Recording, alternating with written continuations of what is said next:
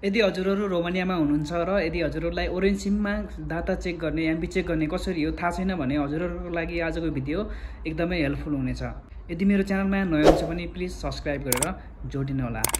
त्यसको लागि चाहिँ हजुरहरूले आफ्नो मोबाइलमा भएको डायल प्याडलाई ओपन गर्नुहोस् र डायल गर्नुहोस् *133# र डायल गर्नुहोस् र यस्तै केही सेकेन्ड पक्कै लिन्छ। त्यसपछि हजुरहरूले यहाँनिर ओरेन्जले तपाईलाई मेसेज पठाउँछ, जुन मेसेज चाहिँ देख्न सक्नुहुन्छ यो माथिको जुन मेसेज रोमानियन भाषामा हुन्छ है। त्यसको लागि हजुरहरूले ब्याक आउनुहोस् र हजुरहरूको मेसेजमा जानुहोस् र त्यहाँनिर देख्न सक्नुहुन्छ माथि क्रेडिट इन्फो भनेर लेखेको हुन्छ, त्यसमा टच गर्नुहोस्। हजुरहरूलाई पढ्न गाह्रो हुन्छ पक्कै पनि, यो चाहिँ अब के अरे रोमानियन भाषामा छ। त्यसको लागि चाहिँ हजुरहरूलाई कुन चाहिँ हो भनेर देखाउनको लागि चाहिँ हजुरले ट्रान्सलेट गर्न सक्नुहुन्छ। यो मेसेज चाहिँ गुगल ट्रान्सलेटमा गएर ट्रान्सलेट गरेर पनि हेर्न सक्नुहुन्छ। र अझै पनि सजिलो लागि म हजुरलाई के भन्न चाहन्छु भने यहाँनिर देख्न सक्नुहुन्छ मेरोमा अहिले चाहिँ 23 GB छ, 23.53 लेखेको छ GB बोनस जुन देखेको हुन्छ त्यो नै हजुरहरूको मोबाइलको इन्टरनेट हो है। र कस्तो हुन्छ भन्दाखेरि हजुरहरूले कल जति पनि गर्न सक्नुहुन्छ, फ्री हुन्छ र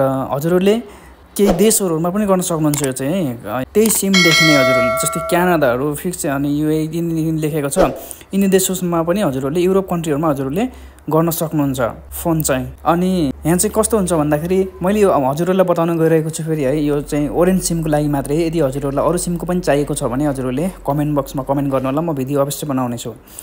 कस्तो हुन्छ भन्दाखेरि यहाँ चाहिँ रिचार्ज हाल्ने हो, त्यसपछि हालिसकेपछि फोन पनि हुन्छ र नेट पनि चल्छ। 50-60 GB दिन्छ है, हजुरहरूले जति पनि हाल्न सक्नुहुन्छ। 50 अनि 60 GB चाहिँ हाल्न मिल्छ ओरेन्जमा। र हजुरहरूलाई यदि यो थाहा छैन भने थाहा छ भने ठिक छ, थाहा छैन भने पनि हजुरहरूलाई एकदमै यो हेल्पफुल हुने भिडियो हो।